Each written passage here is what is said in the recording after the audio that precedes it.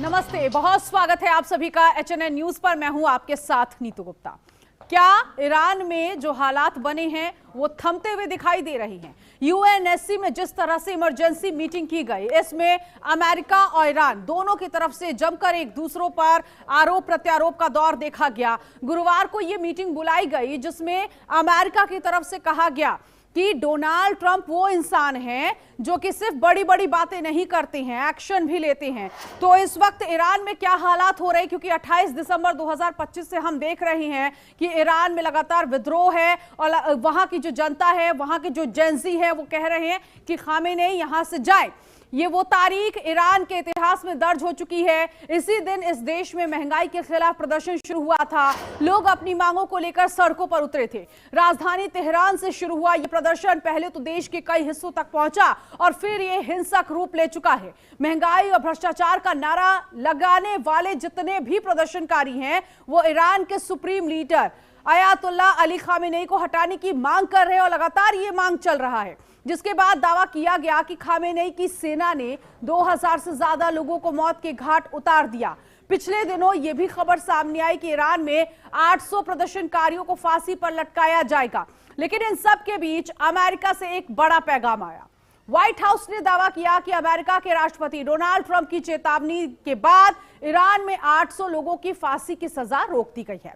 Trump प्रशासन ने चेतावनी दी थी कि अगर तेहरान लोगों को फांसी पर लटकाता है तो उसके पास सैन्य कार्रवाई का विकल्प है। व्हाइट हाउस की प्रेस सेक्रेटरी कैरोलीन लेविट ने एक ब्रीफिंग के दौरान यह जानकारी दी। व्हाइट हाउस का यह बयान उस वक्त सामने आया जब अमेरिका ने 5 ईरानी अधिकारियों पर प्रतिबंध लगा दिया है, जिन पर प्रदर्शनकारियों के खिलाफ क्रूर हिंसा करने के आरोप लगे हैं। अब ऐसे में सवाल यह उठता है कि वेनेजुएला का अंजाम देखने और अमेरिकी हमले की आशंका के आगे ईरान के supreme leader Ayatollah Ali Khamenei के तेवर ढीले पड़ गए हैं क्या? आज इसी पर करेंगे खास चर्चा। लेकिन उससे पहले किस तरह से अमेरिका ने ईरान को एक बार फिर से चेतावनी दे दी है, वो सुनना बहुत जरूरी है।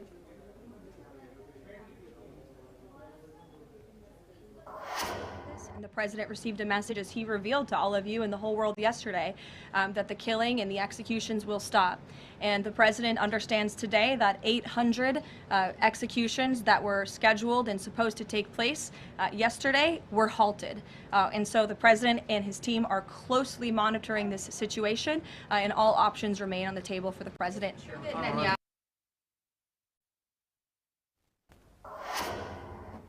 तो प्रेस ब्रीफिंग दी गई और प्रेस ब्रीफिंग के जरिए यह भी कहा गया कि राष्ट्रपति डोनाल्ड ट्रंप अगर वो चाहते हैं यहां पर पहली बात तो कि शांति हो, और अगर ईरान में शांति नहीं होगी, इसी तरह से प्रदर्शनकारियों पर विद्रोह हुआ तो इसका अंजाम भी ईरान भुगतने के लिए तैयार हो जाए। सीधे सीधे ईरान के सुप्रीम लीडर को कहा गया कि वो अंजाम भुगतने के लिए तैयार हो जाए। लेकिन बड़ी बात यह है कि ईरान लगातार कह रहा है, यानी कि अली खामेनेई लगातार कह रहे हैं कि हम सरेंडर करने वाले नहीं है, टकराव हुआ तो इसका अंजाम भी देखना होगा। तो अंजाम देखने की नसीहत अमेरिका को दे रहे हैं अली खामेनेई। तो ऐसे में खामेनेई ने क्या तैयारी की है? क्या खामेनेई के पास कोई ऐसा हथियार है जिसके बलबूते वो इतनी बड़ी बड़ी बातें कर रहे हैं? आज इसी को समझेंगे। लेकिन देखिए ईरान में किस तरह से कत्लेआम हो रहा है। साल 2026 जहां बढ़ती महंगाई को लेकर विद्रोह हुआ, सड़कों पर जेंजी ने ये जमकर प्रदर्शन किया है और लगातार खामेनेई मुर्दाबाद के नारे वहां पर लगाए जा रहे हैं। वहां लोगों का खून बह रहा है और उसके बाद अमेरिका को लेकर कहा जा रहा है कि इन सब के पीछे अमेरिका का हाथ है, अमेरिका ये सब कुछ करवा रहा है। अली खामेनेई, जिनको रहबर कहा जाता है ईरान का, जो शियाओं के लिए रहबर रहे हैं, उनको लेकर कहा जा रहा है आज जैसे हालात हो गए हैं, उन हालातों पर कहा जा रहा है कि अली खामेनेई देश छोड़ दे। साल 2026 12,000 मौतों का दावा किया गया। ईरान में इस वक्त ये हालात बने हुए हैं और देखिए ये साल की शुरुआत है और किस तरह से यहां पर हर दिन प्रदर्शन बढ़ता जा रहा है। साल 2019 की बात करें तो गैसोलीन को लेकर विरोध किया गया, 300 लोगों की जान चली गई थी उस वक्त। एक नजर साल 2017-18 के दरमियान भी डाल लेते हैं कि उस वक्त महंगाई को लेकर विरोध देखने को मिला था जिसमें 20 लोगों की जान गई। तो साल दर साल ईरान में इसी तरह से विद्रोह हुआ है। और अब आपको लंबा इतिहास भी बताएंगे। साल 1979 में जब इस्लामिक क्रांति आई थी जिसमें 2 से 3 हजार लोगों की जान चली गई थी, तो इस वक्त ईरान में एक बार फिर से 2-3 सालों में देखा जा रहा है कि लगातार ये चिंगारी भड़क रही है। वहां सड़कों पर प्रदर्शनकारी बहुत ज्यादा एक्टिव हो गए हैं। लेकिन 2026 का ये विद्रोह है, ये आसान विद्रोह नहीं है। हालांकि इसमें अब इस तरह की खबरें सामने आ रही है कि क्या ये विद्रोह थमेगा, क्योंकि अमेरिका ने यहां पर कह दिया है यूएनएससी की बैठक के बाद कि लंबी लंबी बातें करने वाले नहीं हैं हम, और ट्रंप एक्शन लेने वाले इंसान हैं। तो अब ट्रंप आगे क्या करेंगे, ये भी खबर इस वक्त है कि क्या ट्रंप कोई बड़ी प्लानिंग के बाद यहां ईरान में कुछ करवाएंगे। इस तरह की खबरें भी सुनाई दे रही है। तो फिलहाल यूएनएससी की बैठक में जहां अगर अरब देशों की बात करें तो अरब देश ना वो ईरान के पक्ष में दिखाई दे रहा है, ना वो ट्रंप के युद्ध में हामी भर रहा है। कागजों पर और सिर्फ बयानों के जरिए कड़ी निंदा करने वाला बीजिंग और मॉस्को भी इस वक्त ईरान के साथ नहीं है। कुल मिलाकर ईरान का सिनेरियो अगर इस वक्त देखा जाए, जिस तरह से वहां विद्रोह हो रहा है, हर दिन वहां पर लोगों की मौत हो रही है, उसके बाद बीजिंग और मॉस्को जो कि ईरान का रहनुमा भी कहता था, ईरान को सपोर्ट करता रहा है, आज सिर्फ वो कड़ी निंदा करता हुआ दिखाई दे रहा है। सिर्फ बयान ही उसके सामने आ रहे हैं। तो क्या इसके पीछे जो अरब देश हैं वो सिर्फ अपने आप को बचाने की कोशिश कर रहे हैं, क्योंकि कहीं ना कहीं डर है कि अगर जंग हुई, युद्ध हुआ, तो इसमें सिर्फ ईरान तबाह नहीं होगा, अरब देश को भी नुकसान होगा। तो ये भली भांति सभी देश जानते हैं, चाहे वो बहरीन की बात कर ले, चाहे वो इसके अलावा यूएई की बात कर ले, तो उन सभी जगहों पर इसका कहीं ना कहीं डर है कि अगर हालात बदलते हैं। लेकिन इन सब के बीच देखिए, फांसी की सजा सुनाई गई थी उन लोगों को जिन्होंने कहीं ना कहीं ईरान में अपराध किया था ईरान की सरकार के अकॉर्डिंग। उसके बाद अब जब कहा गया कि अगर इन प्रदर्शनकारियों पर कोई भी क्रूर हिंसा हुई तो सख्त कार्रवाई झेलने के लिए ईरान तैयार हो जाए, जिसके बाद फांसी की सजा पर रोक लगा दी गई। इसी को समझेंगे। खास मेहमान इस वक्त हमारे साथ मौजूद हैं और इस वक्त जो पैनल में मेहमान हैं उनका इंट्रोडक्शन दे देते हैं। संदीप मिश्रा, फॉरेन एक्सपर्ट, इस वक्त हमारे साथ जुड़ गए हैं। संदीप जी, बहुत स्वागत है। और सबसे पहले आपसे ही शुरुआत करूंगी मैं इस डिबेट की। जहां एक तरफ यूएनएससी की बैठक हुई, काफी ज्यादा हो हल्ला भी हुआ, अमेरिका ईरान एक दूसरे पर छीटाकशी करने में लगे हुए थे, और इन सब के बीच व्हाइट हाउस से खबर आई कि ट्रंप वो इंसान है जो एक्शन लेते हैं, वो नहीं बैठते। तो अब क्या लग रहा है ईरान में जो हालात बने हैं, क्या ट्रंप को कुछ बड़ा करने जा रहे हैं या फिर ये विद्रोह अब थमेगा? देखिए, ऐसा है कि अभी अगर इस मामले को हम केवल और केवल ईरान और अमेरिका के मामले तक सीमित रखते तो शायद बात हम लोगों को समझ आ जाती कि निश्चित ही अमेरिका हमला करने वाला है। लेकिन अगर हमें इस पूरे घटना को समझना है तो हमें देखना है कि ट्रंप किस तरह से रिएक्ट कर रहे हैं। ट्रंप खुद ही कंफ्यूज स्थिति में है कि किसी रिलेशनशिप को वो एक रास्ते तक कुछ दूर लेकर के चलते हैं और फिर उसके साथ जो है कहीं न कहीं धोखा करते हैं। ट्रंप डेफिसिट का शिकार हो रहे हैं, ट्रस्ट डेफिसिट का शिकार हो रहे हैं, और इसीलिए उनकी जिसके साथ भी रिलेशनशिप है वह रिलेशनशिप कहीं न कहीं जो एक मजबूत चीज पकड़नी चाहिए वह नहीं पकड़ रही है। शुरू करते हैं भारत के साथ। भारत के साथ उनके संबंध बहुत अच्छे थे, फिर उन्होंने प्रधानमंत्री मोदी के लिए गलत शब्दों का प्रयोग किया, टैरिफ लगाई, और इस तरह से आज भारत और अमेरिका के संबंधों में डिफिकल्ट हुआ। उसी तरह नाटो देश जो थे सारे खुश हो रहे थे बहुत ज्यादा कि यूक्रेन के युद्ध में अमेरिका हमारा साथ दे रहा है, लेकिन जिस तरह से ग्रीनलैंड का मुद्दा उठाया उसी तरह आप देखिए डेनमार्क में और बाकी देशों में जो है ट्रंप को लेकर के दहशत पैदा हो गई है कि छोटे राष्ट्र बेचारे करेंगे क्या कल को अगर ट्रंप की टेढ़ी निगाह हमारे ऊपर हो गई। तो इन सब स्थितियों के साथ फिर आप देखिए पाकिस्तान जिस तरह से अमेरिका के हाथों में खेल रहा है, तो इन सभी स्थितियों को देखने के बाद ऐसा लगता है कि कहीं न कहीं ट्रंप जो जेंजी है ईरान की उसके साथ समझौते के मूड में आ गए हैं। क्यों? क्योंकि अगर उन्होंने यह कहा है कि 800 लोगों की फांसी हमने रुकवाई है और अगर कुछ होगा तब हम कड़े कदम उठाएंगे, मतलब अगर ईरान की सरकार उन 800 लोगों की फांसी रोक देती है तो अब ट्रंप सरकार कुछ नहीं करेगी, इसका मतलब लबो लबाब ये भी हुआ। तो ऐसी स्थिति में कहीं कंप्रोमाइज के मूड में आ गए हैं, सेकंड थॉट के मूड में आ गए हैं, और अगर ऐसा होता है अगर ऐसा होता है तो वह जेनजी जो अमेरिका का भरोसा करके, पहलवी का भरोसा करके आंदोलन को हवा दे रहा था, आंदोलन में बढ़ चढ़ के हिस्सा ले रहा था और सैकड़ों लोगों ने अपनी जान गंवाई है, उनके लिए अमेरिका अगर पीछे हट जाता है तो, और या कहें कंप्रोमाइज में आ जाता है किसी तरह से ईरान के साथ, तो निश्चित ही उस जेनजी के साथ भी धोखा दिया है। क्यों? क्योंकि अमेरिका का अगर डीप स्टेट हम कहें तो डीप स्टेट का हमेशा से सॉफ्ट टारगेट रहता है जेनजी, खासकर जो मोबाइल और इंटरनेट की दुनिया से जुड़ा होता है। और ऐसी जगहों से आपने देखा होगा कि कई जगहों पे उन्होंने गवर्नमेंट को टॉपल किया है। बांग्लादेश, श्रीलंका, नेपाल, कई राष्ट्र ऐसे हो गए जो इस तरह के खतरे को झेल चुके हैं। लेकिन ईरान में कहीं न कहीं जेनजी को जो है एक तरह से कहें बीच रास्ते में ट्रंप ने धोखा दे दिया, या ये कहें कि ऐसा लगता है आने वाला स्थिति। ठीक है, मैं आगे समझूंगी इसके पीछे की क्या वजह है, कौन सी ऐसी वजह है जिसकी वजह से ट्रंप रुक गए हैं। लेकिन इस वक्त के.एस. खटाना साहब भी हमारे साथ जुड़ गए हैं, रक्षा विशेषज्ञ हैं। खटाना साहब, ये जो हालात इस वक्त, यूएनएससी की बैठक हुई, यूएनएससी की बैठक में अमेरिका कह रहा है कि ट्रंप वो इंसान है जो एक्शन लेने वाले हैं, वो चुप नहीं रहते हैं। तो वही ईरान कह रहा है कि हम टकराव नहीं चाहते, लेकिन हमला करोगे तो फिर हमले का जवाब हमले से होगा। तो सिर्फ ईरान इसी तरह के बयान देगा, क्योंकि लगातार इसी तरह के स्टेटमेंट आ रहे हैं, स्टेटमेंट में तो कोई बदलाव नहीं हो रहा है। तो अब ईरान की स्थिति कहां तक पहुंच गई है और फिर ट्रंप क्या करने वाले, उनके पास ऑप्शन क्या बचता है? देखिए, ट्रंप के पास बहुत सारे ऑप्शंस हैं, but I put it in this way. American strike group led by Abraham Lincoln aircraft carrier has moved towards Middle East.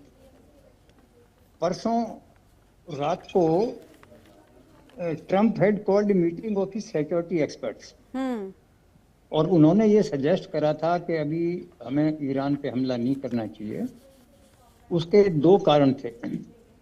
एक कारण तो उसका सबसे बड़ा ये था कि जो सऊदी अरेबिया है and UAE, they refuse to provide air space for American attack.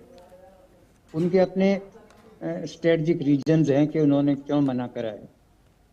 दूसरा, ईरान ने ये धमकी दी थी कि अगर आप हम पे हमला करेंगे तो जो आपके एसेट्स हैं मिडल ईस्ट में, एक तो वो और जो इजराइल है, वी हैव ऑलरेडी मिसाइल्स, और हम आपके मिडल ईस्ट के एसेट्स और इजराइल पे जवाब देंगे इसका। बिल्कुल, इसका मतलब खटाना साहब, आप वो बात कर रही हैं जो वो स्ट्रेट ऑफ हॉर्मुज है, जिस रास्ते से देश दुनिया के लिए तेल निकलता है। अगर हमला हुआ तो खाड़ी देशों पर इसका असर होगा, और ईरान के पास क्या ये तुरुप का इक्का है? इसी वजह से ईरान लगातार ये कह रहा है। हाँ, सिर्फ ये कारण नहीं है। हाँ। देखिए, अगर ईरान में रिजीम चेंज होता है और डेमोक्रेसी होती है, तो सऊदी अरेबिया और यूएई और कोई भी मिडिल ईस्ट कंट्री ये नहीं चाहेगा कि ईरान में डेमोक्रेसी हो जाए, क्योंकि इसका प्रभाव इन किंगडम्स पे भी पड़ेगा। जो जेनजी है जो इन किंगडम्स में, then they will also get encouraged कि अगर ईरान में रिजीम चेंज हो सकता है और डेमोक्रेसी एस्टेब्लिश हो सकती है तो हमारे यहाँ पे भी हो सकती है। वो नहीं चाहेंगे कि ऐसा कुछ हो जाए। दूसरा, मिडल ईस्ट नहीं चाहता कि ईरान के पूरे ऑयल पे अमेरिका का कब्जा हो जाए। एक वो दूसरा कारण है। और सबसे बड़ा कारण ये है कि ट्रंप को जो उनकी सिक्योरिटी टीम थी उससे अभी क्लियरेंस नहीं मिला है, जो कि बहुत इंपॉर्टेंट फैक्टर है। तो इसका मतलब ये नहीं है कि हमला नहीं होगा, पर फॉर द टाइम बीइंग अभी उन्होंने हमला नहीं करने का फैसला कर लिया है। वो भी अभी सिचुएशन को वॉच कर रहे हैं, देख रहे हैं कि अगले 2-3 दिन में क्या होता है। और ईरान का ये है, बात करने के लिए तैयार है, पर उनकी एक लिमिटेशन ये है कि there will be no regime change, short of change of regime, जो चाहे वो अमेरिका के साथ मतलब कंप्रोमाइज कर सकता है। ठीक है, अभी तक as of now this is the situation of Iran. ठीक है, आप ये हालात देख रहे हैं, संदीप जी कैसे समझे? क्योंकि जिस तरह से खटाना साहब कह रहे हैं कि अभी फिलहाल 2-3 दिन तो ऐसा कुछ नहीं होने वाला, लेकिन इन दिनों में ईरान में जो बवाल मचा है वो भी तो नहीं थमेगा। क्या आपको लगता है ये और ज्यादा बढ़ेगा? ईरान की वस्तु स्थिति तो हम लोग जान ही नहीं पा रहे हैं, क्योंकि वहां इंटरनेट पे बैन लगा हुआ है। ठीक है। और खबरें छन छन के आ रही हैं, और जो भी वहां पर ईरान के लोग हैं वह भी सही जानकारी मीडिया में नहीं आने दे रहे हैं, क्योंकि हमेशा यह कहा जा रहा है कि वहां बहुत सामान्य है, सब कुछ नॉर्मल चल रहा है, अधिकारी अपने काम पे जा रहे हैं, ऑफिसें खुली हुई हैं। लेकिन जो पश्चिमी मीडिया के हवाले से खबर आ रही है, वहां पर आ रही है कि हिंसा बहुत तेजी से हो रही है, और प्रतिकार में वहां की जो सरकार है हिंसा का जवाब हिंसा से दे रही। गोली में बहुत सारे लोग मारे जा रहे हैं, मृतकों की शरीर भी मोर्चरी से दिखाई दे रहा है। लेकिन बात क्या है कि जो जेनजी अमेरिका के भरोसे प्रोटेस्ट कर रहा है, क्या इस तरह के कदम से आगे अपना प्रोटेस्ट जारी रखेगा? क्योंकि अगर ट्रंप थोड़ा सा भी ठंडा पड़ेंगे तो जेनजी का रेस्पॉन्स टाइम जो है कहीं न कहीं वो ढीला पड़ जाएगा, और ऐसी स्थिति में ईरान सरकार को एक मौका मिलेगा दमन तेज करने का। तो अगर ट्रंप सरकार इस चीज में थोड़ा सा भी ढीली करती है तो निश्चित ही कहीं न कहीं जेनजी जो है अपने आप को कमजोर स्थिति में पाएगा, और जो अमेरिका की मंशा है कहीं न कहीं उस चीज में वो विफल भी होगा। लेकिन सबसे बड़ी बात क्या है कि अमेरिका अभी खुद ही अपनी समस्याओं से घिरा हुआ है। हम जब इन्होंने जो सेल्फ गोल मार दिया, ट्रंप ने जो ग्रीनलैंड वाला मुद्दा उठा दिया, कहीं न कहीं इनका जो यूरोप एक सगा भाई हुआ करता था, मैं इसको सगा भाई कह रहा हूं क्योंकि सभी मिल करके अमेरिका के सुर में सुर मिलाते हैं, क्योंकि अमेरिका से आर्थिक सहायता भी सभी को मिलती है। लेकिन यहाँ पर जो नाटो देशों से उनके मनमुटाव की खबर आ गई है, उससे अमेरिका को लगता है कि हमारा जो चेन होगा अगर एक हम शुरू करेंगे तो फिर इसको कंट्रोल करना मुश्किल होगा, क्योंकि सारे देश बड़े छोटे छोटे हैं, और ऐसे में अगर हमला हुआ तो निश्चित ही इजराइल पे भी हमला हो सकता है, फिलिस्तीन पे भी हो सकता है, पाकिस्तान पे भी हो सकता है, क्योंकि पाकिस्तान अगर बेस देगा तो मुझे नहीं लगता कि ईरान पाकिस्तान को छोड़ने वाला है। तो इन सब स्थिति से मुझे लगता है कि ट्रंप अब एक सेकेंड थॉट के मूड में है, कंप्रोमाइज के मूड में है, और अगर नहीं भी है तो थोड़ा सा भी अगर इस हमले को डिले करते हैं 2 दिन के लिए, 4 दिन के लिए, तो ऐसी स्थिति में निश्चित ही जो जेनजी है कॉम्प्रोमाइज के मूड में है, तो ये कॉम्प्रोमाइज छोटा है, मतलब कुछ वक्त के लिए है। अब जब उन्होंने कह दिया है कि अगर यहाँ पर प्रदर्शनकारियों को कुछ भी होगा, क्रूर हिंसा हुई, तो फिर उसका जवाब ईरान खुद भुगतेगा, खामेनेई खुद भुगतेंगे।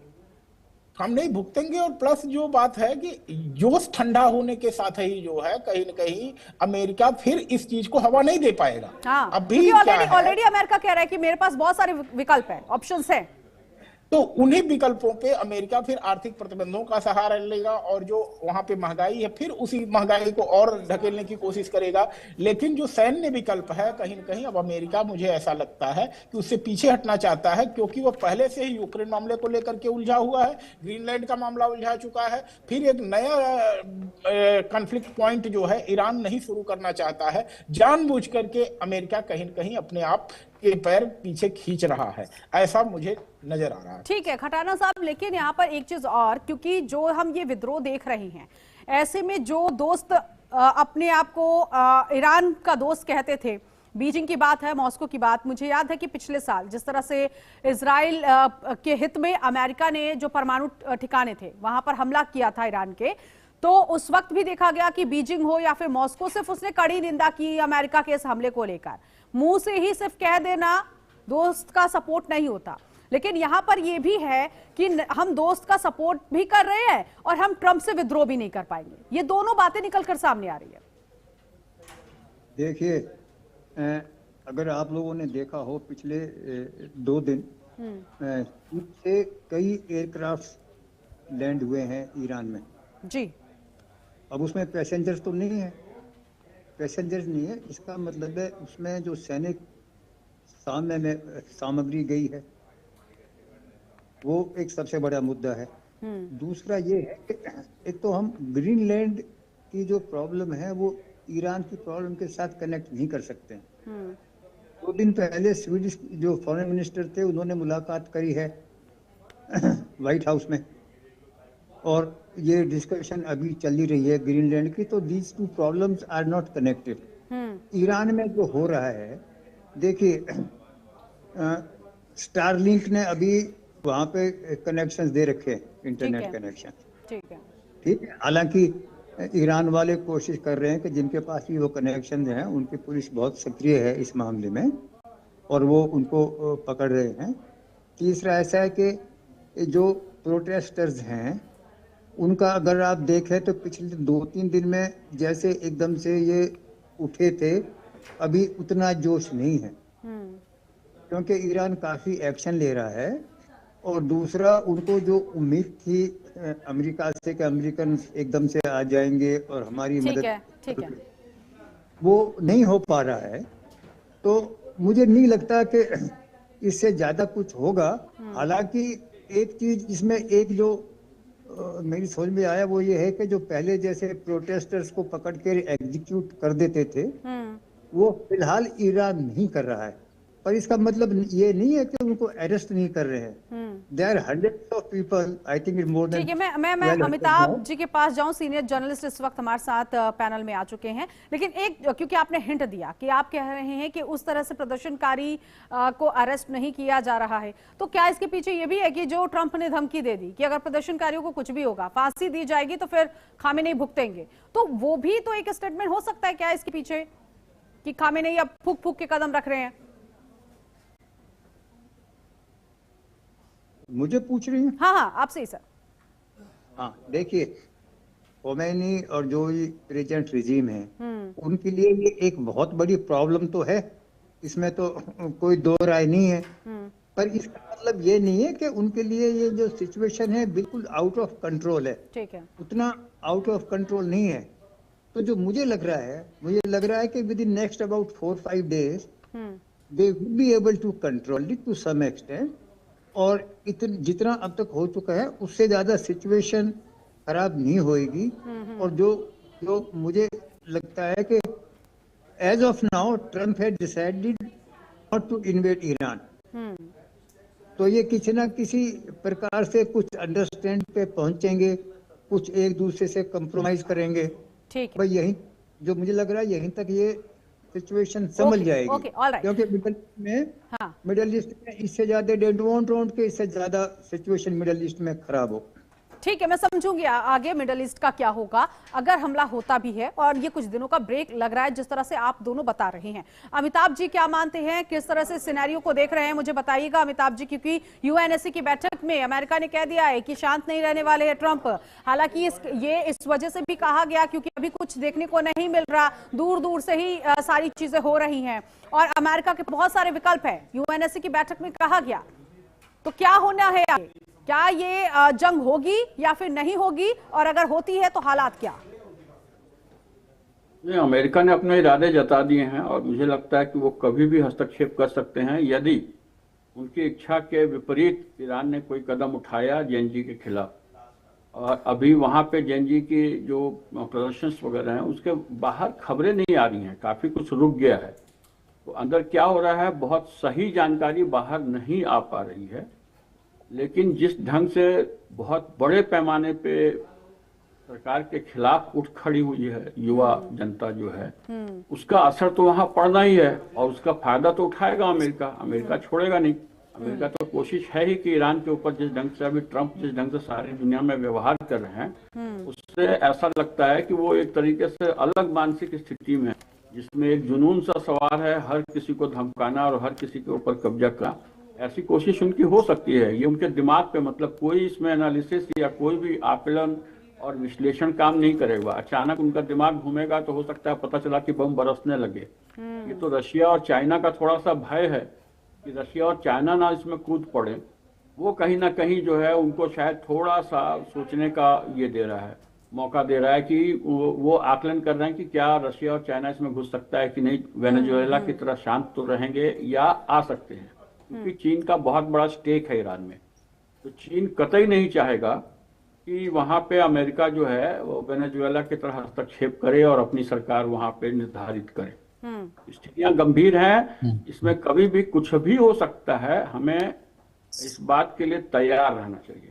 वेट एंड वॉच वाली स्थिति इस वक्त है। अमेरिका कुछ भी कर सकता है, क्योंकि अमेरिका खुद ही कह रहा है कि हमारे पास ऑप्शंस बहुत हैं, लेकिन कुछ चीजें ऐसी है जिसकी वजह से डोनाल्ड ट्रंप रुके हुए हैं, और डोनाल्ड ट्रंप ये भापने की कोशिश कर रहे हैं कि वो जब अपना अगला कदम उठाएंगे तो कैसे आगे बढ़ेंगे, कैसे अमेरिका आगे बढ़ेगा और किस तरह से ईरान पर हमला किया जाएगा, इसकी रणनीति तैयार की जा रही है। लेकिन संदीप जी, इन सब के बीच में जो मुस्लिम कंट्रीज हैं, जो अभी तक यही कह रही थी कि वो ईरान के साथ है, लेकिन वो इस युद्ध में नहीं है और वो विद्रोह भी नहीं कर पा रहे हैं डोनाल्ड ट्रंप का। तो उन मुस्लिम देशों पर भी अगर हमला होता है तो किस तरह का इफेक्ट पड़ेगा, क्या आपका आकलन कहता है? देखिए, मुस्लिम देशों से इतर जो है सबकी एक अर्थव्यवस्था है और सबको अपनी अपनी अर्थव्यवस्था की चिंता है। बिल्कुल। और ऐसी स्थिति में आप एक चीज को देखिए, अमेरिका की अर्थव्यवस्था की स्थिति भी कोई बहुत बेहतर नहीं है। तो जिस तरह से उनका विश्व में सबके साथ टकराव हो रहा है और जिस तरह से दुनिया में यूएन का महत्व कम हो रहा है, और तीसरी बात, दुनिया यूनिपोलर वर्ल्ड से मल्टीपोलर वर्ल्ड की तरफ जिस तरह जा रही है, जिस तरह भी ब्रिक्स मोमेंटम गेन कर रहा है, ग्लोबल साउथ की बात हो रही है और लोग एक नए गठबंधन की तलाश में है कि भाई अब यूएन से विश्वास लोगों का उठ रहा है, क्योंकि जिस तरह से वेनेजुएला ने किया के साथ अमेरिका ने किया और यूएन उस पर चुप रहा या यूएन की कोई खास प्रतिक्रिया नहीं आई, तो इन सब से अब लोगों को अपने क्षेत्रीय सहयोग और संगठन की बातों पर लोग गौर कर रहे हैं। और अमेरिका को एक डर भी लग रहा है कि कल को इस सब चीजों से कहीं एक नया आर्थिक गठबंधन हमारे खिलाफ ना खड़ा हो जाए। क्योंकि आप देखिए, अमेरिका का पूरा फ्लिप फ्लॉप हो रहा है पॉलिसीज में। आपने चाइना को काउंटर करने के लिए भारत की तरफ रुख किया, जब भारत आपके साथ खड़ा हुआ तो आपने फिर उससे पीछे हट लिया, और फिर उसी पाकिस्तान को जिसने हमारे देश पर हमला किया उसके साथ जाकर के आपने दोस्ती कर ली।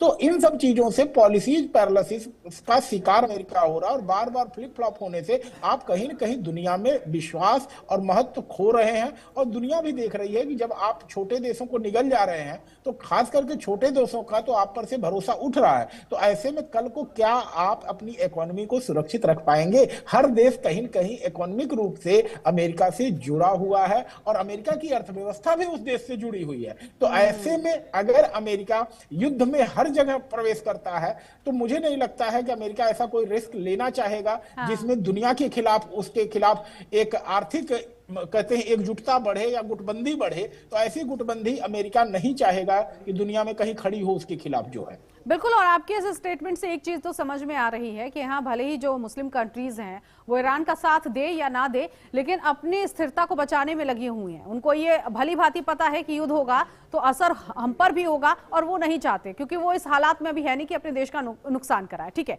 ऑलराइट, मैं आती हूँ। खटाना साहब, मुझे ये बताइएगा, क्योंकि सऊदी अरब ये कह रहा है कि हम इस युद्ध में शामिल नहीं होंगे, लेकिन हम अमेरिका को अपना एयर बेस भी नहीं देंगे। हाँ, अमेरिका को एयरबेस नहीं देंगे, सऊदी अरेबिया भी नहीं देगा और यूएई भी नहीं देगा। हाँ, I take the reasons because वो नहीं चाहते कि एक हद से ज्यादा ईरान में प्रॉब्लम खराब हो या ईरान में रिजीम चेंज हो। दूसरा, इसमें दो चीज और हैं। यू सी, ऑयल, अगर if America takes possession of Iranian oil तो जो प्राइजेज हैं उन पे बहुत फर्क पड़ जाएगा, जो कि सऊदी अरेबिया कभी नहीं चाहेगा कि उनका ऑयल डिस्टेबलाइज हो। वो एक और बहुत बड़ा कारण है। और तीसरा कारण ये है कि they all being a Muslim country, they don't want कि वो उस लाइट में दिखाई दें कि एक दूसरे मुस्लिम कंट्री के अगेंस्ट उन्होंने अमेरिका की मदद करी है। वो थोड़ी एक छोटी चीज है, पर मेजर चीज ये है कि वो नहीं चाहते कि ईरान में डेमोक्रेसी हो जाए या ईरान का जो ऑयल है वो कंट्रोल करके प्राइस कंट्रोल हो जाए ऑयल की। इसीलिए ट्रंप वेट एंड वॉच की स्थिति में है। अभी वेट एंड वॉच की स्थिति में भी है। दूसरा, अमेरिका भी नहीं चाहता, because they are involve in too many places. तो वो भी ये नहीं चाहेंगे कि यहाँ पे ईरान के साथ इन्वॉल्व हो जाए, क्योंकि ये ईरान में अगर अमेरिका मान लो ईरान पे अटैक करता है तो वो अटैक 2 दिन में खत्म नहीं होगा। उसके बाद ईरान रिएक्ट करेगा। जो अमेरिका के जो मिडिल ईस्ट में जो सैन्य डिप्लॉयमेंट है उनको खतरा होगा, इजराइल को बहुत बड़ा खतरा होगा। ठीक है। और जो पिछले कुछ दिनों से जो चाइनीज जो एयरक्राफ्ट आकर के लैंड हुए हैं, हालांकि एयर स्पेस बंद है ईरान का, फिर भी वो एयरक्राफ्ट आकर के लैंड हुए हैं, ट्रांसपोर्ट एयरक्राफ्ट, तो इसका मतलब है उन्होंने मदद भेजी है। तो ईरान वैसे गिव अप नहीं करेगा। It will lead to a very long war which US will never want, क्योंकि वो इसमें बहुत गहरे तक इन्वॉल्व हो जाएंगे। और ट्रम्प के बाद ट्रम्प के पास और बहुत सारे काम है जो उनको अभी करने हैं, जैसे एंड है, या उनके अभी जो टैरिफ वार चल रहा है पूरे दुनिया में है, तो वो ईरान से ज्यादा इम्पोर्टेंट मुद्दे हैं। तो वो ठीक है, उतना हाँ ठीक है, अमेरिका के पास बहुत सारे काम है, लेकिन मुझे वो रजा पहलवी का वो जो ट्वीट किया था जब उन्होंने 28 दिसंबर को ये चिंगारी भड़की थी ईरान में, तब उन्होंने thank you America, thank you Trump कहा था, जिसके बाद हम यही कहने लगे थे कि इन सब के पीछे ट्रंप का हाथ है। और ट्रंप भले ही वो इस नहीं है, लेकिन हवा कुछ अमेरिका की तरफ से ही दी जा रही है ताकि ये विद्रोह भड़के। तो अब ऐसे में आपने जंग फैला, आपने हालात ऐसे कर दिए कि खुद सड़कों पर लोग खत्म हो रहे हैं, नारेबाजी तो चली रही है लेकिन वहां के लोगों की जानी भी तो जा रही है। तो आपने चारों तरफ रायता फैला दिया है और अब आप रायता समेट नहीं पा रहे, ऐसी स्थिति हो चुकी है खटाना साहब। देखिए, जो रजा पहलवी है, मैं आपको एक चीज बता दूं, हाँ Iran will not have Pahlavi dynasty again. ठीक है, अगर रिजिम चेंज होता है तो ईरान में डेमोक्रेसी होगी। मोनार्की का वापिस आना बहुत मुश्किल काम है, because that will not be acceptable to people Iran. दूसरा, जितनी सिचुएशन गड़बड़ है, किसी ने भी मुझसे पहले कहा था कि बहुत सारी चीजें अभी ईरान से निकल के बाहर नहीं आ रही बिकॉज इंटरनेट बंद है, पर सिचुएशन ऐसी नहीं है कि बिल्कुल ही जो कंडीशन है वो आउट ऑफ कंट्रोल है। ठीक है, बिकॉज इनके पास, ईरान के पास बहुत रिसोर्सेज हैं और वो कंट्रोल कर लेंगे। और जो मुझे लगता है, जैसे ट्रंप ने अभी अटैक नहीं करने की घोषणा कही है, मुझे लगता है कि वो भी चाहते हैं कि ईरान किसी प्रकार से इसको कंट्रोल कर ले, तो हमें इंटरवेंशन मैं आगे आपसे समझूंगी। तो इसका मतलब जिस तरह से आप बता रही हैं कि ईरान इस सिचुएशन को कंट्रोल कर लेगा, तो खामेनेई के कोई खतरे वाली बात नहीं है, वो अपनी सत्ता को बचा पाएंगे। मैं आगे आप ये स्टेटमेंट हूं, लेकिन एक रिएक्शन अमिताभ जी से। अमिताभ जी, जिस तरह से 800 लोगों को फांसी दी जानी थी ईरान में, लेकिन कहा जा रहा है कि अमेरिका के प्रेशर की वजह से फांसी रोक दी गई, तो इसमें क्या वाकई खामेनेई डर गए या फिर खामेनेई कोई दूसरा स्टेप उठाने के लिए? फिलहाल बाहर मैसेज कुछ भी जाए, लेकिन वो अपने ईरान में क्या कर रहे हैं उनको ये अच्छे से पता है। इसको डर गए और इस तरह की बातों से नहीं देखा जाए, इसको हाँ। समझदारी का कदम है ये उन्होंने समझदारी से काम लिया कि सीधा ऐसा कुछ ना करें कि अमेरिका सीधा हमला कर दे। देखिए, अमेरिका एक मजबूत देश तो है ही, ठीक है, वैसे ईरान भी कोई हलवा नहीं है तो सीधा उसको निकल जाएगा, ऐसा पॉसिबल नहीं है।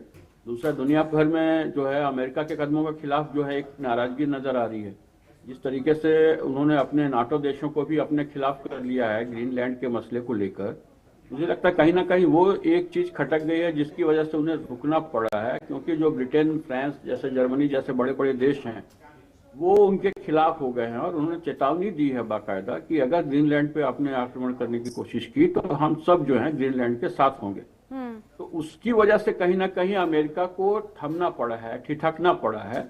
और ईरान सभी जानते हैं, ईरान कोई छोटा मोटा देश नहीं है, बहुत पुराना, बड़ा और उसकी अपनी एक संस्कृति रही है और काफी मजबूत देश है। अभी भी वो ही एक देश मुझे नजर आता है जो सबको जवाब दे सकता है प्रॉपरली, इवन इजराइल वगैरह को भी। हाँ। बाकी जो अरब के देश हैं उनकी हिम्मत नहीं है कि वो अमेरिका से टकराएं, लेकिन ईरान कहीं ना कहीं थोड़ा मादा रखता है। और भारत भी जो है इस पक्ष में नहीं है कि ईरान में हस्तक्षेप किया जाए, बाहरी हस्तक्षेप हो। जो होना है आंतरिक लोग अपना तय करें कैसे करना है, क्योंकि अमेरिका का हस्तक्षेप वहां पे जब होता है, अमेरिकी जब अंदर घुसते हैं तो कहीं ना कहीं चूंकि भारत के अपने बंदरगाह वगैरह वहां पे हैं तो उसको नुकसान हो सकता है। वो सारी योजनाएं भारत की जो है वो ठप पड़ सकती हैं। उन सबको देखते हुए भारत ने भी कतई समर्थन नहीं किया है और न वो चाहेगा कि अमेरिका वहां पे हस्तक्षेप करे। ठीक है, आप दोनों लोगों की बातें सुनने के बाद संदीप जी, ऐसे में ये है कि ईरान वो वेनेजुएला नहीं है जो आसानी से वहां के राष्ट्रपति हिरासत में अमेरिका के आ जाएं, और ये भली भांति बात डोनाल्ड ट्रंप जान चुके हैं कि ईरान इज नॉट वेनेजुएला। देखिए, अभी अमेरिका एक जगह से निकला है, अफगानिस्तान को झेलते झेलते वहां से अमेरिकी सेनाएं हटी हैं, तो अमेरिकी पीपुल उस चीज को, एक दूसरा बर्डन अफगानिस्तान नहीं झेलना चाहेंगे, दूसरा अफगानिस्तान नहीं झेलना चाहेंगे और न ही वहां की अर्थव्यवस्था इस चीज को सपोर्ट कर पाएगी। तो ऐसी स्थिति में मुझे लगता है कि कहीं न कहीं ईरान की सरकार भी, गल्फ के बाकी देशों के लोग भी यह चाहते नहीं है कि किसी तरह से रिजीम चेंज हो। अमेरिका भी नहीं चाहता है एक तरह से कि रिजीम चेंज हो, क्योंकि रिजीम चेंज होने के साथ ही जो है वहां पर बाकी गल्फ कंट्रीज में भी लोकतंत्र के लिए बाहर आ जाएगी, या ये कहीं डिमांड आ जाएगी, और कहीं न कहीं उसके जो संबंध है, खासकर जो देश अमेरिका के सुर में सुर मिलाते हैं मुस्लिम, उनके साथ उनके संबंध भी कहीं खतरे में आएंगे। तो ऐसे गल्फ के देशों के साथ अमेरिका अपना संबंध बिगाड़ना नहीं चाहेगा।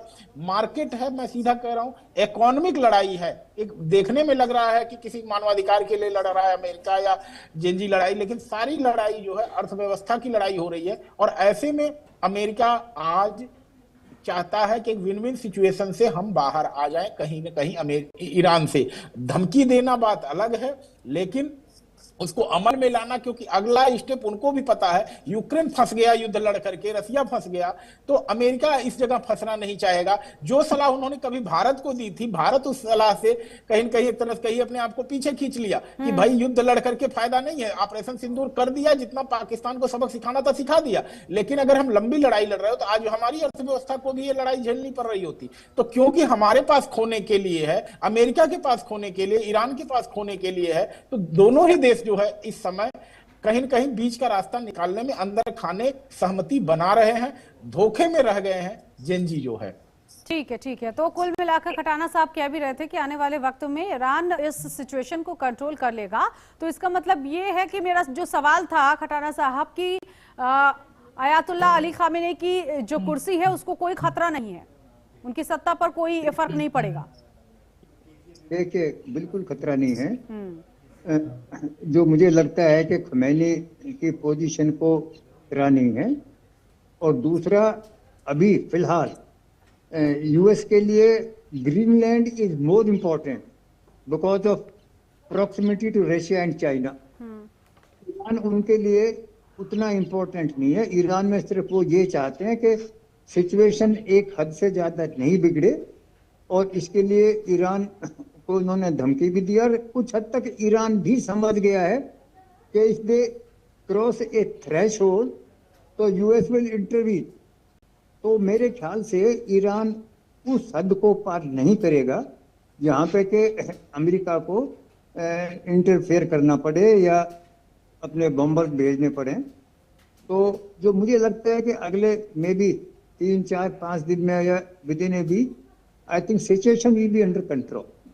ठीक है। अगर सिचुएशन अमिताभ जी सब कुछ कंट्रोल होनी ही है तो आखिर ये सिनेरियो क्यों बनाया गया? कहा गया कि वेनेजुएला में जंग, और वहां तो हम देख ही रहे हैं, लेकिन ग्रीनलैंड पर कब्जा, ईरान में आगे तख्ता पलट होगी, और साल 2026 की शुरुआती और मतलब मुश्किल से 15 दिन बीते हैं, और इन 15 दिनों में ही हालात ऐसे हो गए कि लगता है कि पूरा साल अलग अलग देशों में ही युद्ध होंगे। ऐसी सिचुएशन हो गई। ये सिचुएशन कोई मतलब शांत हो जाएगा ऐसा अभी सोचना मुझे नहीं लगता है कि ठीक बात है। सिचुएशन शांत नहीं होने वाली, वहां से अंदर से खबरें आनी बंद हो गई हैं। पिक्चर अभी बाकी है, मतलब हजारों की संख्या में लोग मारे गए हैं, मस्जिदों को जलाया जा रहा है, इन सब खबरों को कोई जिक्र ही नहीं कर रहा है। 250 से 300 के करीब मस्जिदों को जला दिया गया है। आप समझिए वहाँ एथनिक संघर्ष है, वहाँ अपने प्राचीन संस्कृति को लेकर के लोग उठ खड़े हुए हैं। तो कहीं ना कहीं पूरे देश में बहुत बेचैनी है और बहुत संघर्ष है। इतना आसान नहीं है खामनेई साहब के लिए कि उसको संभाल दे। बाकी देशों की कोशिश है कि अंदर ही मामला सुलझ जाए, और कोई ईरान के साथ पाकिस्तान खड़ा है या यूएई खड़ा है ऐसी बात नहीं है। बस वो पचड़े में नहीं पड़ना चाहते, क्योंकि वैसे भी वो शिया और सुन्नी वाला चक्कर है वहां पे। हाँ। तो कहने के लिए वो दिखाते हैं कि ये है, लेकिन अगर मान लीजिए कि अमेरिका हमला करना ही चाहेगा तो पाकिस्तान मना नहीं करेगा ना। पाकिस्तान अपनी जमीन देगा कि आओ हमारे यहाँ, हमारे रनवे इस्तेमाल करो, हमारा रास्ता इस्तेमाल करो, हमला करो ईरान पे। पाकिस्तान की मजबूरी है। और अमेरिका चाह लेगा तो उसके सारे अड्डे उसी 10-12 देशों में वहां आसपास ही हैं, वो रोक थोड़ी सकते हैं। बस बाकी को चिंता ये है कि अमेरिकी अड्डे के नाम पे ईरान जो है उनके देश में भी बम बरसा सकता है, क्योंकि ईरान के पास क्षमता, सैन्य क्षमता है, उसके ड्रोन, उसके बॉम्ब, उसके मिसाइलें, वो तो न्यूक्लियर क्षमता पाने के करीब है। दरअसल अमेरिकी देशों का, जो नाटो देशों की कोशिश हमेशा रही है कि ईरान को कमजोर रखें, क्योंकि उसको मौका मिलते ही वो फिर मजबूत हो जाता है। ईरान की अपनी क्षमताएं हैं, तो वो डिस्टर्ब करके ईरान को कमजोर रखना चाहते हैं, ताकि ईरान कभी उभर कर सामने नहीं आए। इसीलिए उसके ऊपर तरह तरह के प्रतिबंध और सारी चीजें रहती हैं। लेकिन संदीप जी, ये जो सारी चीजें हो रही हैं, खामेनेई के लिए तो चुनौती ये भी है ना कि आप अपने देश के युवाओं को कैसे समझाएंगे जो अब आपके खिलाफ खड़ी हो गई है। तो सबसे इम्पोर्टेंट तो यही है कि अब आपको एक बार फिर से वहां बताना होगा कि आपकी सरकार चल रही है और सब कुछ ठीक है, और या तो फिर आपको उन जेंजी को संभालने में बहुत बड़ी चुनौती आने वाली है। आप कैसे संभालेंगे? आपके खिलाफ भी हैं, आपके कुछ समर्थक भी हैं। देखिए, जेनजी का जो प्रोटेस्ट रहा उसमें कहीं न कहीं पहलवी का और अमेरिकी सरकार का या डीप स्टेट का तो रोल था। हाँ। और उस सपोर्ट का वो था कि जिसके चलते अमेरिका ने एक नेट, आपने कहा ना कि स्टारलिंक जो है एलन मस्क प्रोवाइड कर रहे हैं जिससे लोगों को नेट मिले। देखिए, जेनजी नेट पे, इंटरनेट पे बहुत ज्यादा भरोसे पे है, उसी के काम करती है। और ऐसी सिचुएशन में ईरान सरकार, क्योंकि लोकतंत्र जैसा हम लोगों जैसा है, जिस तरह मीडिया को फ्रीडम है, वो सारी चीजें नहीं होंगी। और एक बात मैं कह दूं, अभी 800 लोगों को फांसी नहीं होगी, लेकिन ईरान आगे क्या करेगा, 2 महीने बाद, 4 महीने बाद, 6 महीने बाद क्या करेगा, वह ईरान के लोग ही जानेंगे। और ईरान से बाहर वह खबर भी नहीं जाएगी, और जब खबर नहीं जाएगी तो हमें आपको पता भी नहीं चलेगा। लेकिन ईरान बख्शने वाला नहीं है। हाँ। आप आज ईरान अमेरिका के सुर में कह सकता है हम 800 लोगों को फांसी नहीं देंगे, लेकिन उन 800 के अलावा जो लोग बचेंगे, क्या ईरान उनके साथ मानवाधिकारों का रक्षा करेगा? मुझे नहीं लगता है। जो उस सरकार के खिलाफ, उस सल्तनत के खिलाफ आवाज उठाया है, ईरान उसे छोड़ने वाला नहीं है। उन्हें देशद्रोह की सजा देगा ही देगा। यह बात अलग है कि वह सरकारी मीडिया या किसी चैनल पे ना आए, अखबारों में ना आए, लेकिन ईरान छोड़ने वाला नहीं है, मुझे ऐसा पूरा विश्वास है। बिल्कुल संदीप जी, यहाँ पर आप सही कह रहे हैं। इसका मतलब क्योंकि कहा जाता है ईरान की सत्ता जो है वो मजबूत पत्थर की दीवार होती है।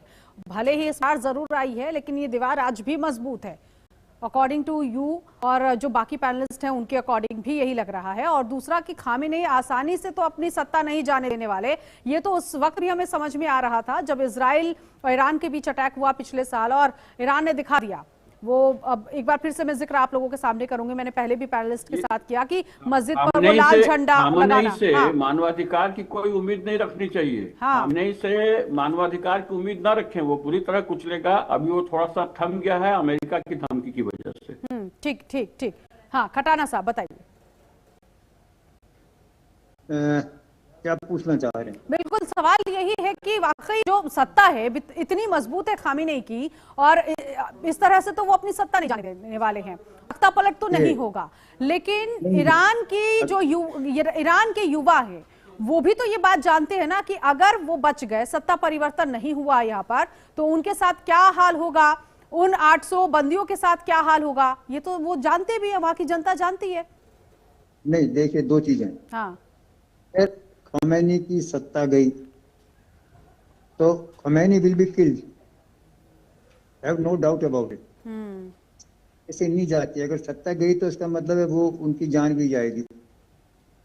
और वो Khomeini is very powerful in Iran. Iran Republic guard Khomeini के अंडर है, प्रेसिडेंट के नहीं है।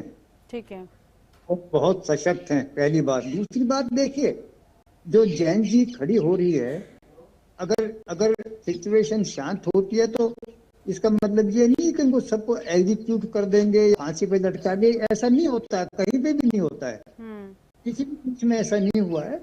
उसमें है कि जो उनके लीडर्स हैं, और लीडर्स उतने ज्यादा नहीं होते हैं। देखिए, पूरे ईरान में कितने लीडर्स होंगे उनके? 200, 300, 400, इससे ज्यादा नहीं है। वो क्या करेंगे? जो लीडर्स हैं, जिन्होंने ये लीड करा है, उनको, उनके खिलाफ एक्शन लेंगे। जो अभी जनता जो खड़ी है वो हजारों की संख्या में, हो सकता है लाखों की संख्या में हो, उन सबको नहीं मार सकते, क्योंकि ऐसा करना संभव ही नहीं है, किसी भी देश में संभव नहीं है। तो वो जो लीडर्स हैं, जो प्रोमिनेंट लीडर्स हैं, उनको वो किसी ना किसी प्रकार से या तो न्यूट्रलाइज कर देंगे, या अपने साथ लेंगे। देखिए, वो बहुत दिन से शासन चला रहे हैं, उनको पता है कि कैसे हैंडल करना है। तो उतना उनके लिए ये चीजें कोई बहुत मुश्किल नहीं है। ठीक है। अभी सबसे बड़ी प्रॉब्लम ये है कि एक प्रकार से सिचुएशन एक बार शांत हो जाए और अमेरिका चुप बैठ जाए, उसके बाद वो अपना हिसाब किताब करेंगे। But they will not execute everybody, क्योंकि जब भी ये प्रोटेस्ट करें, that is not possible, not for any country. ठीक है अमिताभ जी, कुछ आपको लग रहा है कि भारत की तरफ से भी कोई कदम उठाया जा सकता है, कोई स्टेटमेंट आ सकता है? नहीं, देखिए, भारत बिल्कुल इस मामले में न्यूट्रल है। हाँ, भारत हस्तक्षेप नहीं करेगा और ठीक नहीं है, करना चाहिए। ठीक है, ठीक है, ठीक है अमिताभ जी। हाँ नहीं, बिल्कुल सही बात है, भारत हस्तक्षेप नहीं करेगा। हाँ, भारत ज्यादा उथल पुथल भी नहीं चाहेगा, क्योंकि दोनों के साथ दोस्ती है, वजह ये है। दोस्ती है। और ईरान में उथल पुथल होने का मतलब है सारी दुनिया पे असर पड़ेगा। तेल का जो खेल है ना, वो बिगड़ जाएगा अगर वो पूरी तरह हालत ठीक। खराब होगी। लेकिन मुझे लगता है कि वहाँ के आंतरिक प्रशासन में जो है, नए बच्चों के प्रति जो है एक सहानुभूति की लहर है, और वो उस ढंग से कड़ाई नहीं कर रहे हैं जैसा चाह रहे हैं खामेनी। वो भी एक कारण है। अब ये है कि क्या वहाँ पे नए स्तर पे कोई लीडरशिप उभर रही है कि नहीं, ये अभी स्पष्ट नहीं ठीक है हो रहा है। संदीप जी, छोटा सा जवाब, क्या आपको लगता है कोई लीडरशिप अभी उभरेगी, कोई बड़ी डील हो सकती है अमेरिका या फिर ईरान की तरफ से भी? खामेनेई का रूप अब बदलता हुआ दिखाई देगा? आपने हमसे पूछा? जी जी संदीप जी। देखिए, अभी एक चीज हो रही है, जो भारत सरकार का स्टैंड है वह प्रो गवर्नमेंट होकर के नहीं बल्कि प्रो पीपल है। ठीक। क्योंकि बांग्लादेश प्रकरण से या अटल जी की सरकार में तालिबान के प्रकरण से, इन सब चीजों से हमने एक सीख ली है कि हमें वहां की जनता से कनेक्ट होकर रहना है। तो भारत का स्टैंड क्लियर है, ईरान में शांति का भारत पक्षधर है, जितनी जल्दी शांति स्थापित होती है। और ऐसे में अगर कोई नई लीडरशिप वगैरह कुछ होगा तो भारत उसके साथ भी संबंध बनाना चाहेगा, उसमें कोई दो राय नहीं है।